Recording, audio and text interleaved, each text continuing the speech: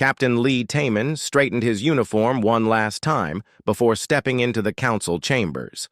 The massive hall stretched before him like a cathedral made of crystal and starlight. 47 species from across the galaxy sat in their designated seats, arranged in a perfect circle around the central speaking platform. The air hummed with alien voices speaking in dozens of languages, all translated instantly by the chamber's advanced systems. Taman walked to the center platform, with steady steps. Behind him, Dr. Park Nari carried the data tablets containing Earth's proposal. She had worked for 3 years preparing this presentation. Every number had been checked, every argument had been refined, every possibility had been considered. The fee.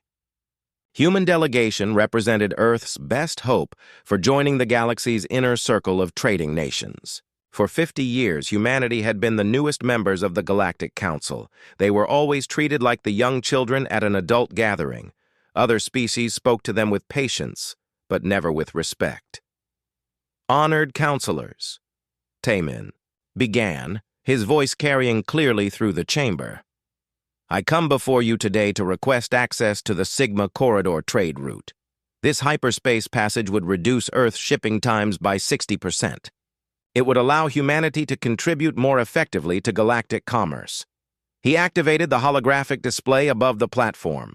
Charts and graphs appeared in the air, showing Earth's growing production capabilities. Numbers floated beside, images of human factories, farms, and research facilities. The presentation was professional and thorough. Earth's manufacturing output has increased by 40% in the past 5 years, Taman continued. Our agricultural exports can help feed growing populations on resource-poor worlds. Our medical research has produced treatments for diseases that affect multiple species. Dr. Park stepped forward to support her captain's words. We have identified 17 different products that Earth can provide more efficiently than current suppliers. Access to the Sigma Corridor would allow us to deliver these goods at competitive prices while maintaining quality. The chamber listened in polite silence. Some counselors examined their own data tablets, cross-referencing the human claims. Others whispered quietly to their advisors. The massive form of Counselor Vex Tar, leader of the Hegemony Coalition, leaned back in his elevated seat with obvious boredom.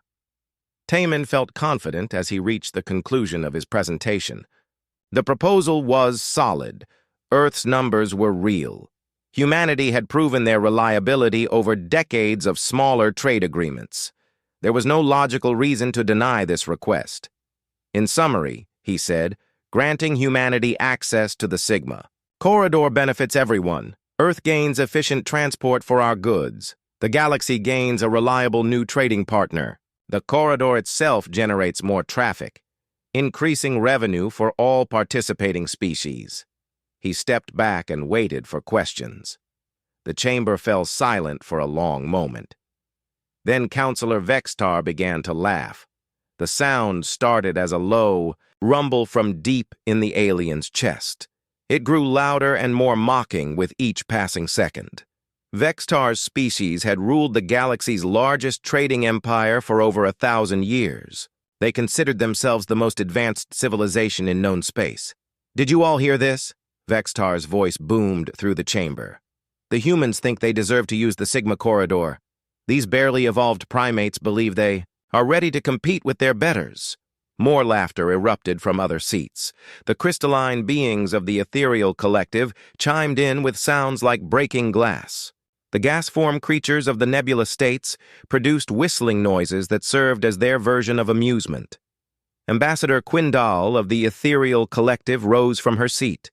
Her translucent form shimmered with colors that indicated contempt. Captain Taman, your species stumbled into space through luck rather than intelligence. You discovered faster-than-light travel by accident when one of your experimental reactors malfunctioned. You found your first habitable planet because you got lost on the way to somewhere else. The laughter grew louder.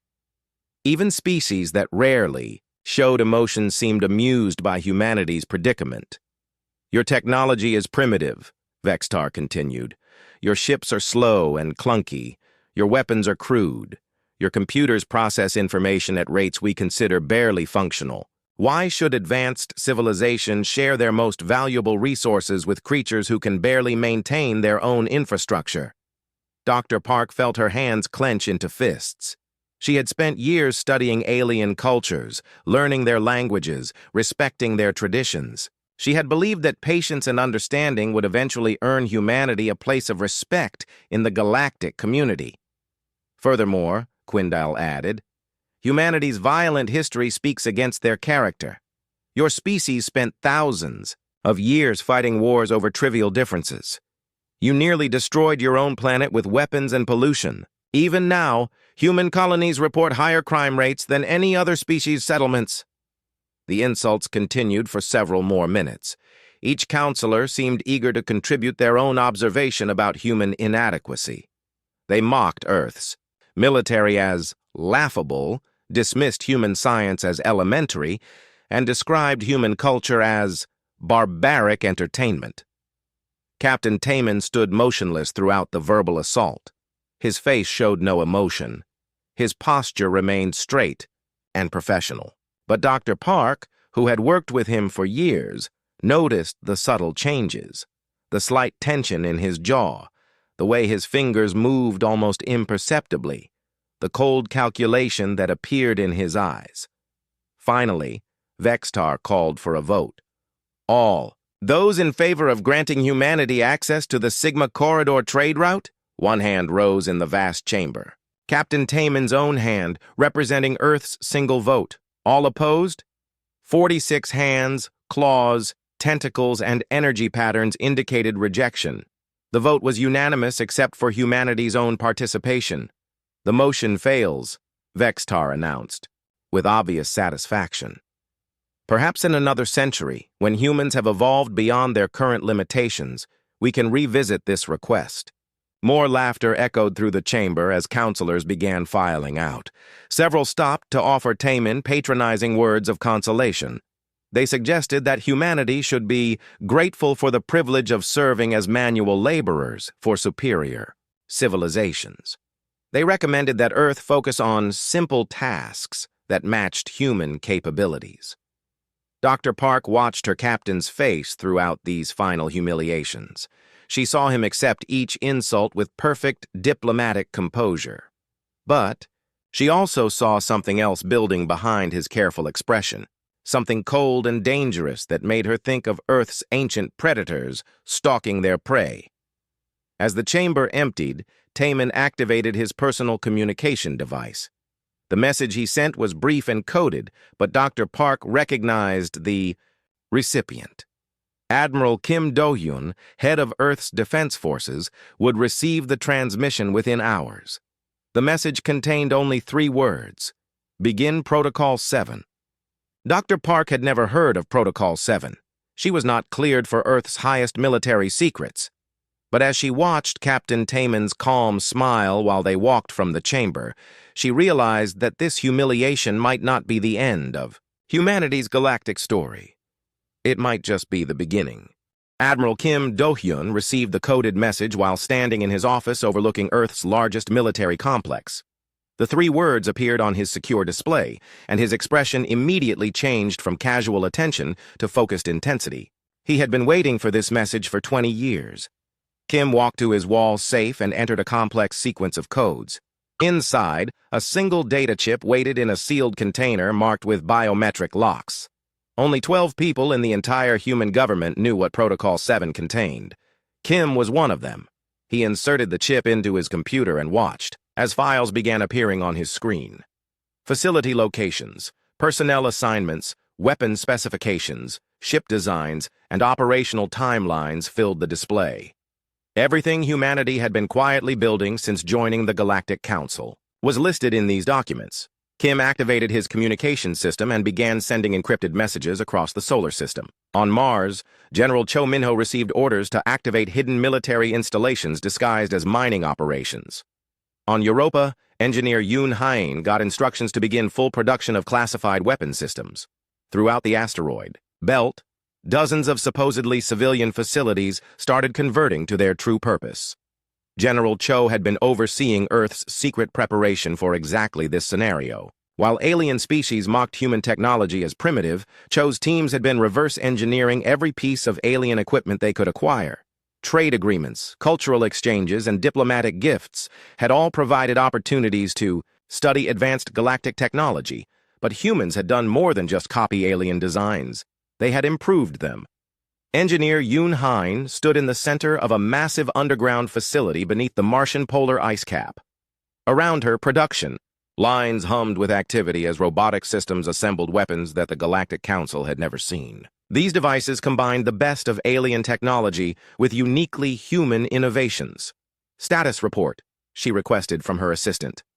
"Quantum disruptor arrays are at 60% production capacity," the young technician replied. "Hyperspace. Interdiction mines are ready for deployment. The new stealth coating has passed all tests. Our ships will be invisible to standard galactic sensors." Yoon smiled as she examined a completed weapon system. The aliens had shared basic technology, with humanity believing that humans lacked the intelligence to truly understand it. They had been very wrong. Human engineers had not only mastered alien science, but had found ways to make it far more effective. On Europa's research station, Dr. Lim Soo-young was completing work on humanity's most ambitious project. For 15 years, she had been studying the quantum mechanics of hyperspace travel. While aliens used hyperspace like a simple highway, Dr. Lim had discovered how to manipulate its fundamental properties. "The hyperspace disruptor network is ready for activation," she reported to Admiral Kim during their secure video conference. "We can isolate any star system in the galaxy by disrupting the quantum fields that allow faster-than-light travel. Once activated, it will take them months or years to restore connections." Meanwhile, across the galaxy, Captain Song Ji-won was completing the final phase of humanity's intelligence-gathering operation. For decades, human diplomats, traders, and cultural attachés had been mapping alien civilizations with careful precision. Every military base, every resource center, every critical infrastructure point was now recorded in Earth's databases. Song's team had posed as simple human tourists and traders while secretly conducting the most thorough reconnaissance operation in galactic history. They had learned the defensive capabilities of every major species. They had identified the weak points in alien supply chains. They had even recruited sympathetic individuals among oppressed species who resented the Council's arrogant leadership. "The intelligence network is complete," Song reported from a hidden facility on a neutral trading station. "We have detailed information on all 46 Council species, their military positions, their resource dependencies, their political vulnerabilities, everything we need for coordinated action." Back on Earth, Admiral Kim reviewed the reports flowing in from across the solar system and beyond. Humanity's secret preparation was more extensive than even the Council's worst fears could imagine.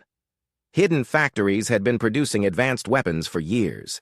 Concealed research facilities had been developing technologies that surpassed anything the aliens possessed.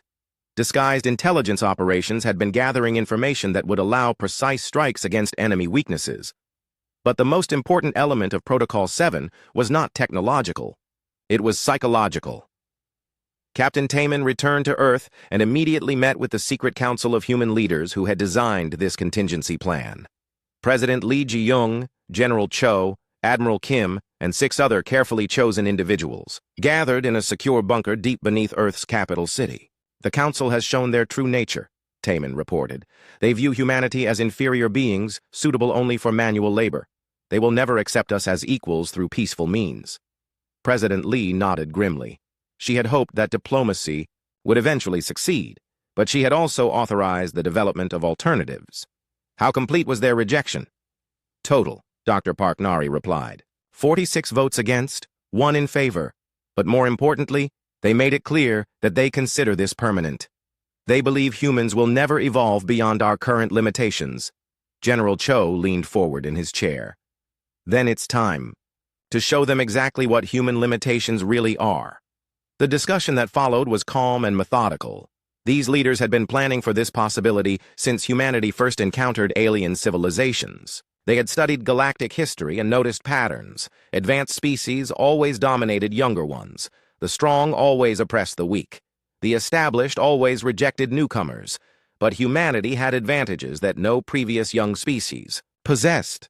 Our analysis shows that every major galactic civilization has become complacent, Admiral Kim explained. They have ruled unchallenged for so long that they no longer prepare for serious threats. Their military forces are designed for policing primitive species, not fighting determined enemies. Engineer Yoon joined the meeting by secure video link.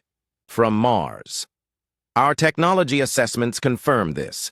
Alien weapons and defenses are sophisticated but not optimized for warfare.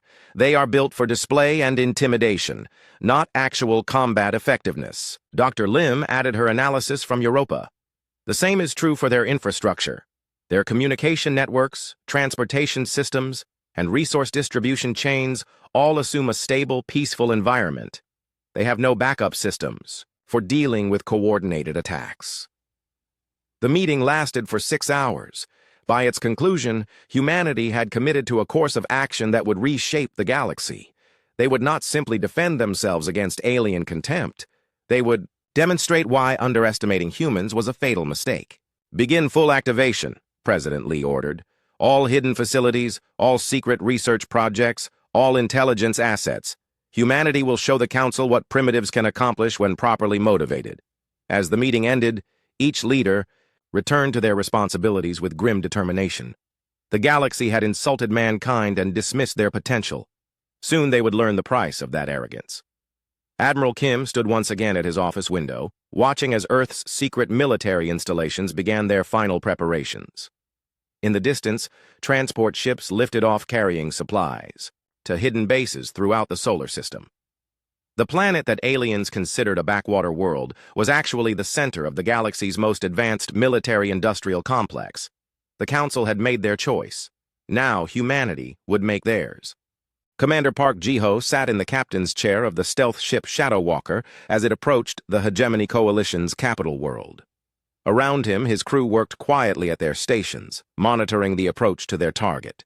The ship was invisible to all known alien sensors, using technology that the Council had never imagined possible. Distance to target? Ji-ho asked his navigation officer.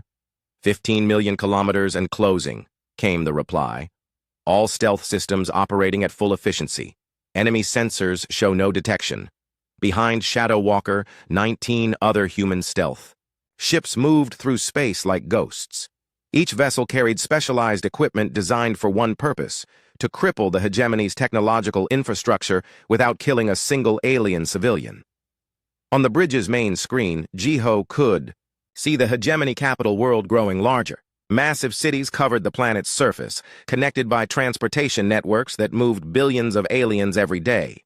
Orbital stations surrounded the world like jewels, handling the trade that made the hegemony the galaxy's dominant economic power. Target acquisition complete, his weapons officer reported. We have identified all priority targets: power generation stations, communication networks, transportation hubs, and defensive platforms. Quantum virus packages are loaded and ready. Ji-ho nodded. The quantum viruses were humanity's most subtle weapon. They would spread through alien computer systems faster than any defense could stop them. But instead of destroying data, they would simply shut down every piece of advanced technology on the planet. All ships, this is Commander Park. He spoke into his communication system. Begin Operation Blackout in 30 seconds. Across the galaxy, similar scenes were taking place around other alien homeworlds. Captain An Seulgi commanded the stealth fleet approaching the ethereal collective's sacred knowledge worlds. These planets contained the most precious possession of the crystalline beings, their accumulated scientific and historical data spanning thousands of years. Scanning complete, her science officer announced. We have located all major data storage facilities. The quantum corruption viruses are programmed to target their specific crystalline memory systems. Seulgi had studied the ethereal collective for years during her time as a cultural exchange officer. She knew that knowledge was more important to them than territory, resources, or even lives. Destroying their data archives would hurt them far more than any physical attack. Remember, she told her crew, we target only the knowledge storage systems. Leave their populations unharmed. This is about teaching respect, not committing genocide. At the same moment, Lieutenant Colonel Bae Hyun-woo was coordinating the most complex part of the human operation. From his command center aboard the battleship, Earth's Fury, He was overseeing the activation of Dr. Lim's hyperspace disruption network. Status report from all disruption stations, Bay requested. His communication officer checked the incoming reports. All hyperspace disruptor arrays are in position and ready for activation. We have coverage of 97% of major galactic trade routes and communication channels. Bay studied the tactical display showing the galaxy's hyperspace network. The aliens had built their entire civilization around instant communication and travel between star systems. They had never considered what would happen if those connections were suddenly severed. Activate all disruptors on my mark, Bay ordered. 3, 2, 1, mark. Across the galaxy, hundreds of hidden human devices activated simultaneously. They sent powerful quantum pulses into the hyperspace dimension, disrupting the delicate fields that allowed faster-than-light travel. In an instant, civilizations that had communicated instantly across thousands of light years found themselves isolated on their home systems. The alien detection of humanity's attack began gradually, then accelerated into panic.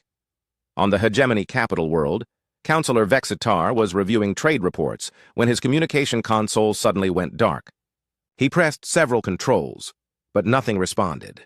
Around his office, every piece of advanced technology shut down within minutes. "Guards!" he called, but discovered that his security communication system was also dead. The doors to his office would not open. The transportation system that connected his building to the planetary government center had stopped working. Within an hour, the entire planet was experiencing complete technological failure. Ground vehicles stopped moving. Computer networks crashed. Even simple devices like lights and heating systems shut down as the quantum viruses spread through every connected system. On the ethereal collective's knowledge worlds, Ambassador Quindale watched in horror as thousands of years of accumulated data vanished from their crystalline storage matrices. The corruption virus moved through their networks faster than any defensive program could respond. "How much have we lost?" she asked her chief archivist. "Everything," came the devastating reply. "Scientific research, historical records, cultural archives, technical specifications. The virus has corrupted our entire knowledge base." Meanwhile, on trading stations and communication hubs throughout the galaxy, aliens began realizing that they could no longer contact their homeworlds. The hyperspace communication network that connected the galactic civilization had simply stopped functioning. At the council chambers near Nexus Prime, the few counselors still present struggled to understand what was happening. Their communication systems could only reach nearby space. Reports from across the galaxy had stopped arriving. "This cannot be a natural phenomenon," one counselor insisted. "Hyperspace fields don't simply stop working. Could it be some kind of weapon?" another asked. Before anyone could answer, Captain Taman appeared on their emergency communication system. His image was being broadcast from Earth to every remaining active receiver in the galaxy. "Honored counselors," Taman began, his voice calm and professional. "You recently called humanity primitive. You suggested that we stumbled into space through luck rather than intelligence. You recommended that we be grateful for the privilege of serving as manual laborers for superior civilizations." The few counselors in the chamber stared at the human captain's image with growing understanding. "I am here to inform you that your assessment of human capabilities was incorrect," Taman continued. "For the past 24 hours, human forces have been demonstrating exactly what primitives can accomplish when properly motivated." He paused to let his words sink in before continuing. "Your most advanced civilizations now find themselves reduced to pre-industrial technology levels. Your precious knowledge archives have been corrupted beyond recovery. Your transportation and communication networks have been severed. This was not accomplished through luck or accident." The remaining counselors began frantically trying to contact their homeworlds, but their communication attempts failed. The hyperspace network remained completely disrupted. "For 50 years, humanity has been studying your civilizations while you dismissed us as inferior," Taman explained. "Every cultural exchange was an intelligence-gathering operation. Every diplomatic meeting provided information about your capabilities and weaknesses. Every act of human curiosity was actually careful preparation for this moment." Captain An Silgi's voice joined the broadcast from her position near the ethereal collective's worlds. "We learned your technologies, improved upon them, and developed countermeasures you never imagined possible. Commander Park's voice added from the hegemony capital system, "Your arrogance made you vulnerable. You assumed that young species would always remain inferior. You forgot that intelligence and determination can overcome any technological advantage." The broadcast ended with Captain Taman's final message. The Council chose to treat humanity as primitive savages. Now you can experience what it means when savages fight back with modern weapons and ancient determination. The galaxy that had mocked humanity just days before was now learning the cost of their contempt. Admiral John Minseo stood on the bridge of the massive battleship Destiny's Edge as it emerged from hyperspace at the edge of the Nexus system. Behind her ship, a fleet of 300 human vessels appeared like materializing ghosts. Each one was larger and more advanced than anything the Galactic Council had ever seen. "All ships, maintain formation," Minseo ordered through her communication system. "Weapons systems to stand by, shield generators to full power." The alien survivors, on monitoring stations throughout the system, watched in shock as humanity revealed the true size of their hidden fleet. These were not the small, clunky ships that humans had been using for diplomatic missions. These were warships that dwarfed even the largest Council vessels. "Admiral," her tactical officer reported, "we are receiving multiple challenge signals from alien defense platforms. They are demanding identification and ordering us to leave the system." Minseo smiled coldly. "Inform them that Earth's defense fleet is here to discuss the recent vote regarding trade access. Tell them we would like to renegotiate the terms." Meanwhile, throughout the galaxy, Dr. Kang Yu-jin was implementing humanity's economic warfare protocols from her command center on Luna. The screens around her showed the collapse of galactic trade networks as human-controlled supply chains shut down. "Status report on resource interdiction," she requested from her economic analysis team. "Highly successful," her chief analyst replied. "The hegemony's manufacturing centers have lost access to 70% of their raw materials. The Ethereal Collective's energy production facilities are missing critical components. 15 different species are reporting severe shortages of essential supplies." Dr. Kang had spent years infiltrating alien supply chains through seemingly innocent human trading companies. These businesses had gradually become essential parts of galactic commerce. Now, with a few strategic commands, entire civilizations found their economies grinding to a halt. "What about food distribution?" she asked. 60% of major agricultural trade routes are under human control," came the reply. "Several heavily populated worlds are already reporting rationing. The aliens never realized how dependent they had become on human-managed logistics." On the other side of the galaxy, Captain Ryu Dong-hyun was coordinating humanity's most ambitious operation. His ship, Liberation's Dawn, was orbiting a planet populated by the Keth species, one of many younger civilizations that the Council had kept as vassals. "Captain," his communication officer announced, "we are receiving a response from the Keth planetary government. Their leaders want to meet with us." The meeting took place aboard Liberation's Dawn. 3 Keth officials, their blue-scaled skin shimmering with nervousness, sat across from Captain Ryu in the ship's conference room. "You offer us weapons and technology to fight our oppressors," the lead Keth diplomat said carefully. "What do you want in return?" Ryu leaned forward, his expression serious but friendly. "We want you to be free. The Council has kept your people as slaves for 300 years. They take your resources and give you barely enough technology to survive. That ends now." The Keth diplomat looked confused. "But if we rebel, the Council will destroy our world. They have done it before to other species who resisted."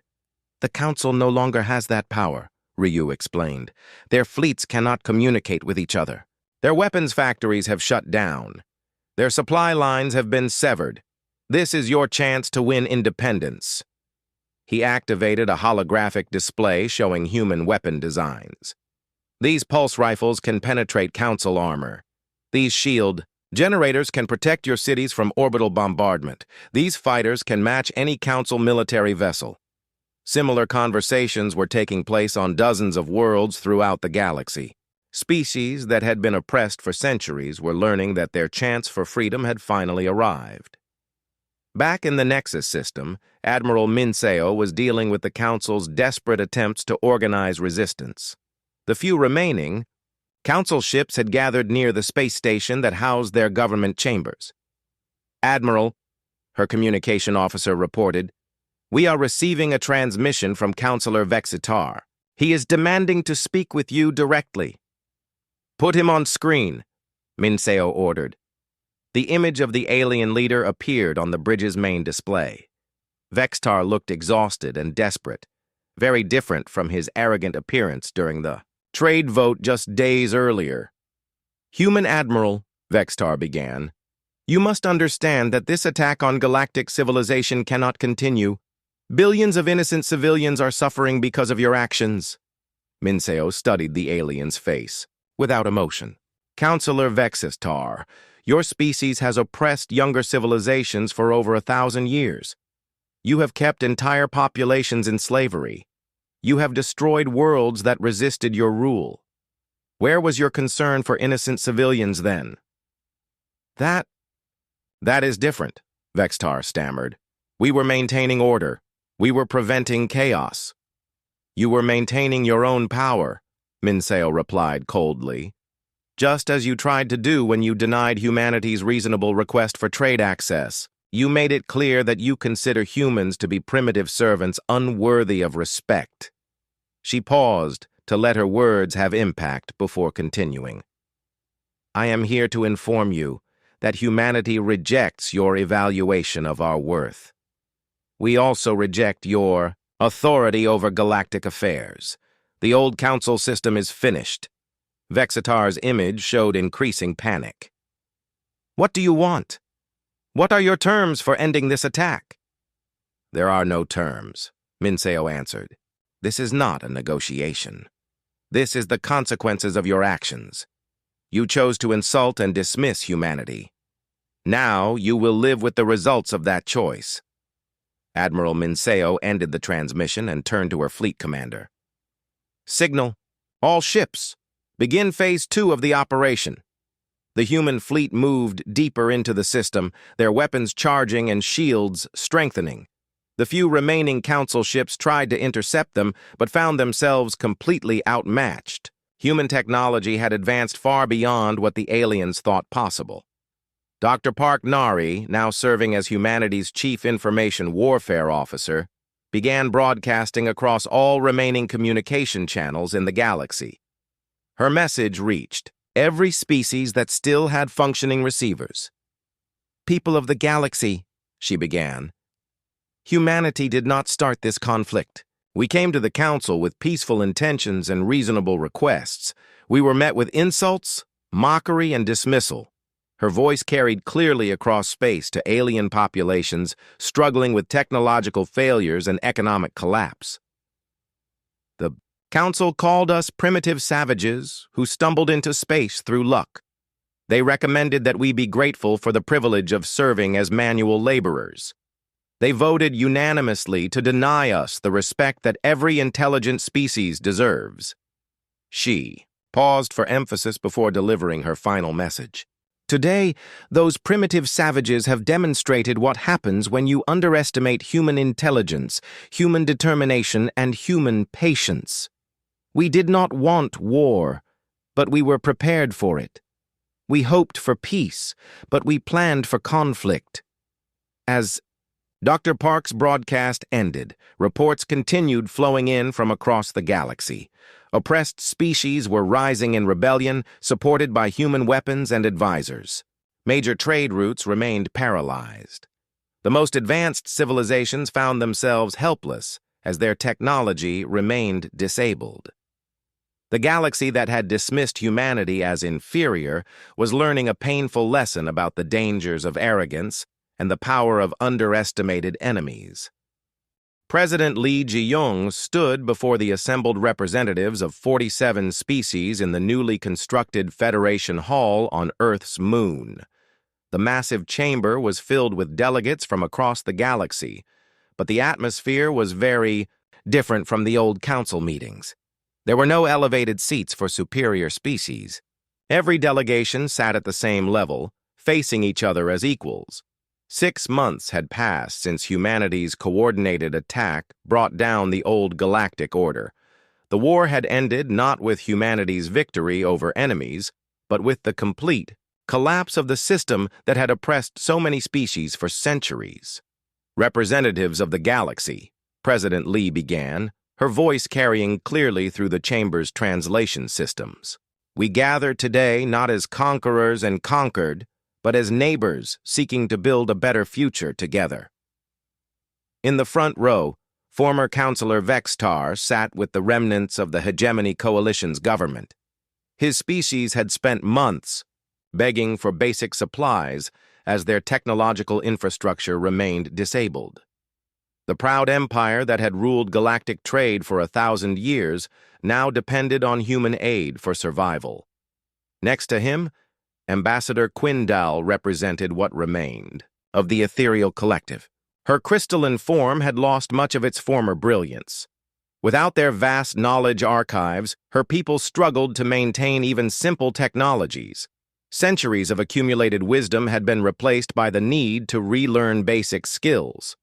The old council system was built on the idea that some species were naturally superior to others. President Lee continued. Age was considered more important than ability. Tradition was valued over innovation. The strong dominated the weak, and the established rejected the new. She gestured toward the mixed assembly of species around the chamber. Many of the faces belonged to representatives of formerly oppressed peoples who were experiencing freedom for the first time in generations. Today, we establish a new system based on different principles. In the Galactic Federation, every species has an equal voice regardless of how long they have traveled among the stars. Every civilization contributes according to their abilities and receives according to their needs.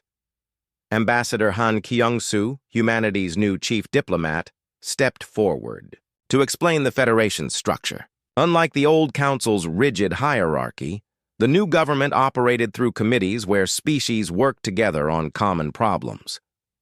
The Federation Council has 47 equal members, Han explained. Decisions are made through discussion and compromise, not through the dominance of powerful empires. Trade agreements benefit all participants. Technology is shared freely to help every civilization advance. In the audience, Captain Ryu Dong-yun sat with representatives of 12 previously enslaved species. His liberation campaign had freed billions of beings from centuries of oppression. These former slaves now stood as equal partners in the galaxy's new government. The Keth species now operates their own mining facilities, Ryu reported during his presentation. The Viral people have established independent agricultural colonies. The Nexari have built their first interstellar spacecraft. Freedom has allowed these civilizations to flourish in ways the old council never permitted. General Wu Sang-yun presented the Federation's new approach to galactic security. Instead of using military force to maintain the dominance of powerful species, the Federation Defense Force existed to protect all members equally. Our fleet consists of mixed crews from dozens of species, General Wu explained. Human technology provides the foundation, but every member civilization contributes personnel and expertise. We defend freedom, not empire. The presentation continued, with reports from across the galaxy. Former slaves had become innovative traders. Oppressed colonies had developed into thriving research centers. Species that had been forced to provide cheap labor were now creating advanced technologies. But the most dramatic changes had occurred among the former council leadership. Councillor Vextar was invited to address the assembly. He walked slowly to the speaker's platform, his movements showing the exhaustion of someone whose world had fundamentally changed. 6 months ago, I led the most powerful trading empire in the galaxy, he began. I believed that strength gave my people the right to rule over others. I thought that age and tradition justified our dominance over younger species. He paused, looking out at the diverse assembly of beings who now shared equal status with his own people. I was wrong, he admitted. The humans taught us that intelligence and determination matter more than age. They showed us that cooperation produces better results than domination. They proved that underestimating others is a dangerous mistake. Vextar's speech was followed by similar admissions from other former council leaders. Species after species acknowledged their past mistakes and committed to working within the new Federation system. But the most significant moment came when Captain Taman took the platform for his final address as Earth's representative to galactic government. When I stood before the old council asking for trade access, you called humanity primitive, Taman said, looking directly at the former council members. You suggested that we had stumbled into space through luck rather than intelligence. You recommended that we be grateful for the privilege of serving our betters. The chamber fell completely silent as delegates remembered that moment of contempt that had triggered the galaxy's transformation. You could have had humanity as grateful. Allies, Taman continued, we came to you seeking partnership and mutual benefit. We offered our friendship and our contributions to galactic civilization. Instead, you chose to treat us as inferior beings unworthy of respect. He gestured toward the mixed assembly around him. Today, representatives of 47 species work, together as equals. Former slaves sit beside former masters. Young civilizations contribute alongside ancient empires. The galaxy has become what it could have been all along, if the old council had chosen cooperation over domination. Taman's final words were delivered with quiet intensity. You thought we were primitives who stumbled into space.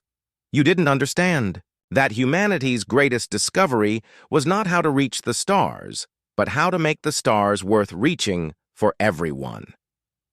The formation of the Galactic Federation was completed over the following weeks. Trade agreements were established that benefited all participants. Technology sharing programs helped less advanced species develop their capabilities. Cultural exchange programs promoted understanding between different civilizations. Dr. Park Nari, now serving as the Federation's chief cultural officer, established schools where children of multiple species learned together. Human and alien engineers collaborated on research projects that pushed the boundaries of science. The galaxy began working toward common goals instead of competing for dominance. 1 year after the insult that triggered humanity's retaliation, former enemies had become partners in the greatest cooperative venture in galactic history. The stars no longer burned with the fires of war and oppression. Instead, they shone with the light of unprecedented cooperation and shared prosperity. Humanity had not conquered the galaxy through superior force. They had liberated it through superior vision, and in the end, that made all the difference.